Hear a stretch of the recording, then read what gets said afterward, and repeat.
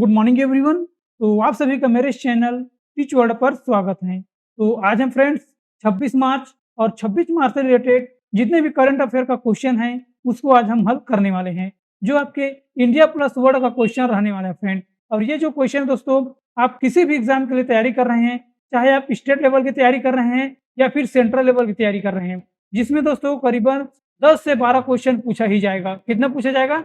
10 से 12 क्वेश्चन पूछा ही जाएगा। तो इसी को हम कवर करने के लिए दोस्तों ये हमारा सेशन है, आपके लिए महत्वपूर्ण होने वाले हैं। तो अगर आप मेरे इस चैनल के साथ नहीं जुड़े हैं तो जरूर सब्सक्राइब कर दीजिएगा, ताकि दोस्तों आपके लिए मैं नई नई कंटेंट लेकर आता रहूं। ठीक है फ्रेंड्स, और आपका जो ये क्वेश्चन है वो आसानी से हल हो सके। तो बस आपसे यही छोटी सी रिक्वेस्ट है, मेरे इस चैनल पर नए हैं तो सब्सक्राइब करके लाइक भी कर दीजिएगा दोस्तों, इससे हमारा मनोबल भी बढ़ता रहता है। ठीक है फ्रेंड, तो बिना टाइम वेस्ट किए चलते हैं अपने टॉपिक की ओर और देखते हैं आज की नई क्वेश्चन के बारे में। देखिए फ्रेंड्स, सबसे पहला हमारा क्वेश्चन है, देश का पहला स्थायी कालाग्राम कहाँ बनाया जाएगा? देश का पहला स्थायी कालाग्राम कहाँ बनाया जाएगा फ्रेंड्स? ये आपका प्रयागराज में बनाया जाएगा। कहाँ बनाया जाएगा? प्रयागराज। और कहाँ पर है ये? उत्तर प्रदेश में। ऑप्शन नंबर डी हमारा सही विकल्प है। देखिए, इसको हम डिटेल में देखते हैं। उत्तर प्रदेश सरकार ने प्रयागराज में देश का पहला स्थायी कालाग्राम स्थापित करने का निर्णय लिया गया है। भारत सरकार ने संस्कृति मंत्रालय ने हाल ही में निर्णय लिया है कि देश के प्रत्येक सांस्कृतिक केंद्र में कलाग्राम स्थापित किए जाएंगे, और इस पहल का उद्देश्य रखा गया है भारत की विविध सांस्कृतिक धरोहर और परंपराओं को संरक्षित और प्रोत्साहित करना।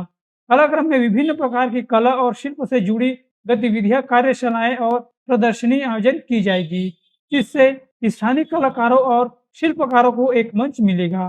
ठीक है फ्रेंड्स, अगला है, विश्व किडनी दिवस 2025 में कब मनाया गया है? ये आपका 13 मार्च को मनाया गया था। कब मनाया गया था?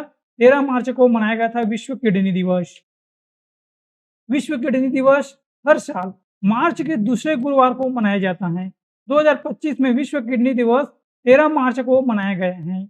इसका मुख्य उद्देश्य है किडनी के महत्व के बारे में जागरूकता बढ़ावा, और पहली बार ये कब मनाया गया था? 2006 में। और इसके थीम क्या है?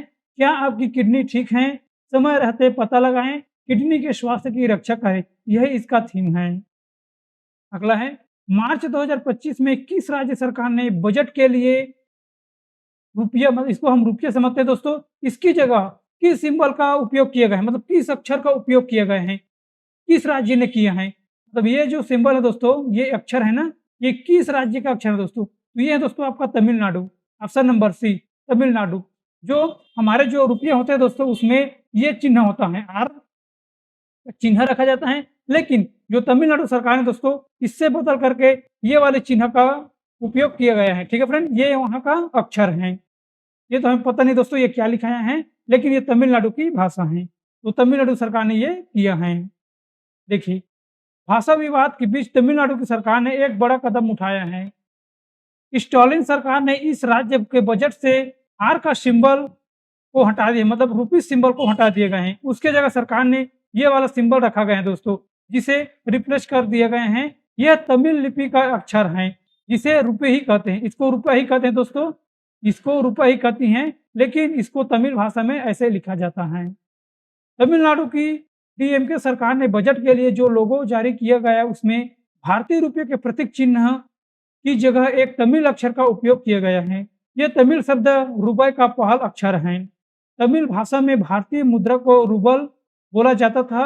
मुख्यमंत्री एमके स्टालिन का कहना है कि यह तमिलनाडु की पहचान से जुड़ा हुआ है। ठीक है फ्रेंड्स, अगला है, मार्च 2025 में अटल बिहारी वाजपेयी लोक सेवा एवं नवाचार संस्थान का उद्घाटन कहाँ हुआ है? तो ये दोस्तों आपका रेडवीट में हुआ है। कहाँ पर है? मॉरिशस। ऑप्शन नंबर बी हमारा सही है। प्रधानमंत्री श्री नरेंद्र मोदी और मॉरिशस के प्रधानमंत्री महामहिम नवीन चंद्र राम गुलाल के रेड्डी में अटल बिहारी वाजपेयी लोक सेवा एवं नवाचार संस्थान का संयुक्त रूप से उद्घाटन किया गया है। यह संस्थान मॉरिशस में सिविल सेवकों को प्रशिक्षण देने, लोक प्रशासन में उत्कृष्ट को बढ़ावा देने और अनुसंधान को प्रोत्साहित करने के लिए बनाया गया है। अगला क्वेश्चन, अंतर्राष्ट्रीय योग महोत्सव 2025 कहाँ आयोजित किया गया है? ये दोस्तों आपका ऋषिकेश कहाँ पर है? उत्तराखंड में। ऑप्शन नंबर ए ही हमारा सही विकल्प है। अंतर्राष्ट्रीय योग महोत्सव 2025 का आयोजन 1 से 7 मार्च तक ऋषिकेश उत्तराखंड में किया गया है। यह विश्व का सबसे बड़ा योग समारोह है। इसका मुख्य उद्देश्य योग के लाभों के बारे में जागरूकता बढ़ाना और इसे एक वैश्विक अभ्यास के रूप में बढ़ावा देना है। इस महोत्सव में 50 से अधिक देशों में आए 900 से अधिक योग साधकों ने भाग लिया है। अगला है कंप्यूटिंग क्षेत्र में तकनीकी योगदान के लिए दिया जाने वाला एम्स टूरिंग अवार्ड 2024 किसे प्रदान किया गया है? तो ये दोस्तों आपका एड्रिस बाटो और रिचर्ड सटन, मतलब उपयुक्त दोनों को किया गया है। ऑप्शन नंबर सी, ए और बी दोनों। एड्रिस बाटो और रिचर्ड सटन के कंप्यूटर वैज्ञानिक हैं। इन्होंने 2024 में एएम टूरिंग पुरस्कार भी जीता है। प्रतिष्ठित एएम टर्नर पुरस्कार, जिसे कंप्यूटिंग में नोबेल पुरस्कार माना जाता है, और इसकी घोषणा संयुक्त राज्य अमेरिका ने न्यूयॉर्क में एसोसिएशन फॉर कंप्यूटिंग मशीनरी द्वारा किया गया है, एसीएम द्वारा। और दोनों की कृत्रिम बुद्धिमत्ता के लिए महत्वपूर्ण सुदृढ़ता, अधिगमन की संकल्पनात्मक और एल्गोरिथम संबंधित नींव पर उनके काम के लिए सम्मानित किए गए हैं। दोनों विजेता गूगल द्वारा प्रायोजित $1 मिलियन की पुरस्कार राशि साझा भी करेंगे। 7वां क्वेश्चन, संयुक्त राष्ट्र महिला स्थिति आयोग के 69वां सत्र कहाँ प्रारंभ किया गया है? ये दोस्तों आपका न्यूयॉर्क में किया गया है। ऑप्शन नंबर डी हमारा राइट आंसर है। संयुक्त राष्ट्र महिला स्थिति आयोग का 69वां सत्र 10 से 21 मार्च 2025 तक न्यूयॉर्क में संयुक्त राष्ट्र मुख्यालय में आयोजित किया गया था। केंद्रीय महिला एवं बाल विकास मंत्री अन्नपूर्णा देवी के नेतृत्व में भारत सरकार के एक प्रतिनिधिमंडल ने महिलाओं को स्थिति पर आयोग के सत्र में भाग लिया है। इस सम्मेलन में महिला शक्तिकरण और नेतृत्व के लिए डिजिटल और वित्तीय समावेश के महत्वपूर्ण को समझने पर प्रकाश डाला गया है। महिलाओं की शिक्षा, स्वास्थ्य और आर्थिक स्वच्छता में निवेश पर जोर देकर इस कार्यक्रम ने इस बात पर जोर दिया है कि कैसे लैंगिक असमानता को दूर करने की विकास को गति मिल सकती है, गरीबी दूर हो सकती है और विभिन्न क्षेत्रों में नेतृत्व को बढ़ावा भी मिल सकता है। 8वां क्वेश्चन, मार्च 2025 में किस लड़ाकू विमान ने ओडिशा तट से हवा में मार करने वाली अस्त्र मिसाइल का सफल परीक्षण किए हैं? ये है दोस्तों आपका तेजस। ऑप्शन नंबर ए हमारा सही विकल्प है, तेजस। भारत के स्वदेश निर्मित हल्के लड़ाकू विमान तेजस ने स्वदेशी हवा में मार करने वाली मिसाइल अस्त्र का सफल परीक्षण किया है। रक्षा मंत्रालय के अनुसार मिसाइल का परीक्षण ओडिशा के चांदीपुर तट पर किया गया है। अस्त्र मिसाइल को सुरक्षा अनुसंधान और विकास संगठन ने डिजाइन और विकसित भी किए हैं। किसने किए हैं? डीआरडीओ। यह भारत की पहली स्वदेश निर्मित दृश्य सीमा से पहरे हवा में मार करने वाली मिसाइल है। यह मिसाइल 100 किलोमीटर से अधिक की दूरी पर लक्ष्य को भेजने की सक्षम है। 9वां क्वेश्चन, मार्च 2025 में केंद्र सरकार के मिशन अमृत सरोवर में कौन शामिल हो गया है? तो ये दोस्तों आपका भारतीय रेलवे। ऑप्शन नंबर सी हमारा सही है, भारतीय रेलवे शामिल हो गया है। भारतीय रेलवे केंद्र सरकार के मिशन अमृत सरोवर में शामिल हो गई है।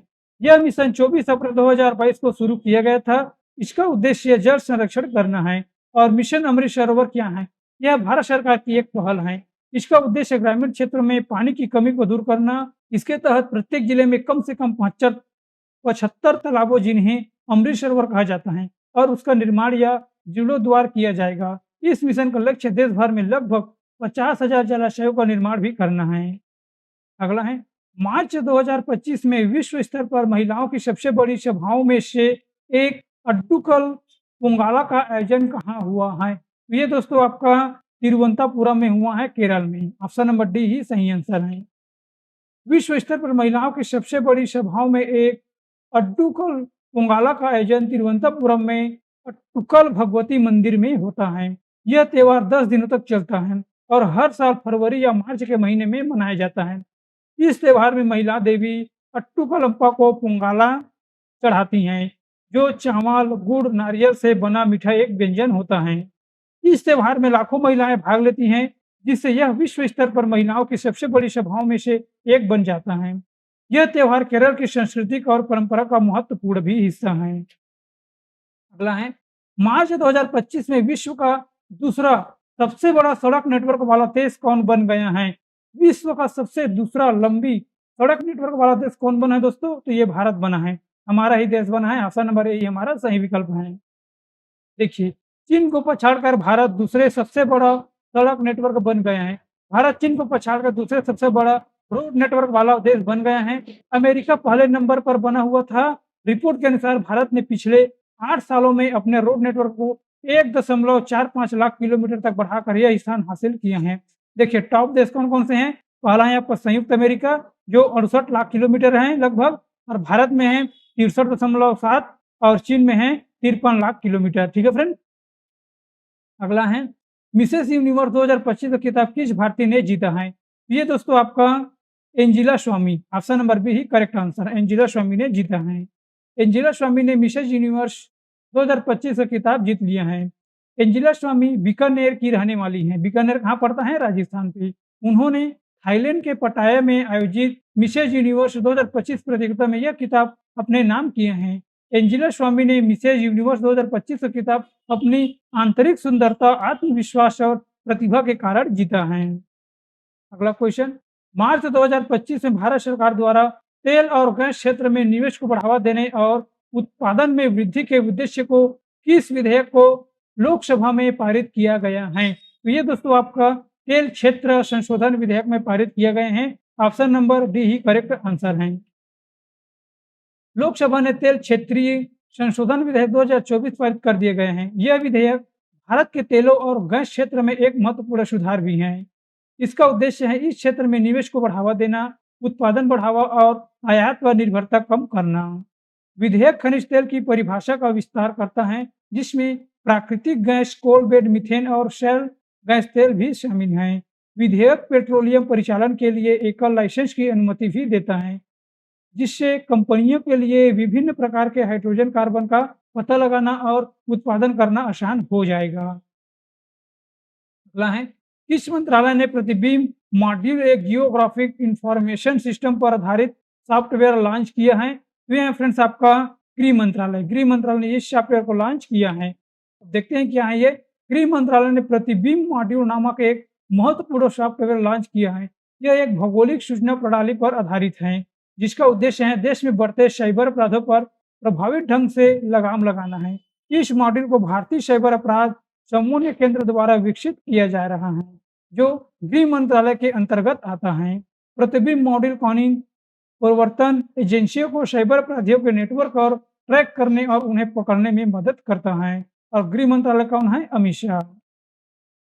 15वां क्वेश्चन, दिल्ली कैपिटल्स ने आईपीएल 2025 के लिए नया कप्तान किसे नियुक्त किया गया है? तो दिल्ली कैपिटल में दोस्तों अक्षर पटेल को नया कप्तान के रूप में नियुक्त किया गया है। ऑप्शन नंबर बी ही हमारा करेक्ट आंसर है। दिल्ली कैपिटल्स ने इंडियन प्रीमियर लीग 2025 सीजन के लिए आधिकारिक तौर पर अक्षर पटेल को टीम का कप्तान नियुक्त किया गया है। 31 वर्षीय ऑलराउंडर जो 2019 से फ्रेंचाइजी के साथ हैं, 2 सीजन के लिए उप कप्तान के रूप में सेवा देने के बाद नेतृत्व की भूमिका संभालेंगे। आईपीएल 2025 का 18वां संस्करण 22 मार्च से 25 मई 2025 तक आयोजित किया जाएगा। इस टूर्नामेंट में कुल 10 टीमें हिस्सा लेंगी, जो 13 विभिन्न स्थानों पर 74 मैच खेले जाएंगे। ठीक है फ्रेंड्स। अगला क्वेश्चन है 16 क्वेश्चन, भारत में किस कंपनी ने स्टारलिंक के जरिए इंटरनेट सेवा उपलब्ध कराने के लिए स्पेस एक्स के साथ समझौता किया है? किसके साथ किया है? भारतीय एयरटेल और रिलायंस जियो, इस दोनों के साथ समझौता किया है दोस्तों। ऑप्शन नंबर सी हमारा करेक्ट आंसर है। तो ये क्या है दोस्तों, इसको हम समझ लेते हैं। देखिए, भारत में भारतीय एयरटेल और रिलायंस जियो दोनों ने ही स्टारलिंक के माध्यम से इंटरनेट सेवा उपलब्ध कराने के लिए स्पेस एक्स के साथ समझौता किया गया है। इन समझौतों का उद्देश्य भारत के दूर दराज और ग्रामीण क्षेत्रों में भी हाई स्पीड इंटरनेट पहुंचाना है, जहां पारंपरिक इंटरनेट सेवाएं पहुंचना मुश्किल है। स्टारलिंक एक सैटेलाइट आधारित इंटरनेट सेवा है, जो लो अर्थ ऑर्बिट सैटेलाइट्स का उपयोग भी करती हैं। स्पेस एक्स एक निजी एरोस्पेस निर्माता और अंतरिक्ष परिवहन सेवा कंपनी है। इसकी स्थापना कब हुई थे? 2002 में हुए थे, और इसके संस्थापक हैं एलन मस्क और मुख्यालय है कैलिफोर्निया, अमेरिका। ठीक है फ्रेंड्स, तो आज के क्वेश्चन के लिए बस इतना ही दोस्तों। और आप लोगों के लिए मैं एक क्वेश्चन का टेस्ट लेकर आया हूं, जिसका आंसर मुझे कमेंट सेक्शन में देना है।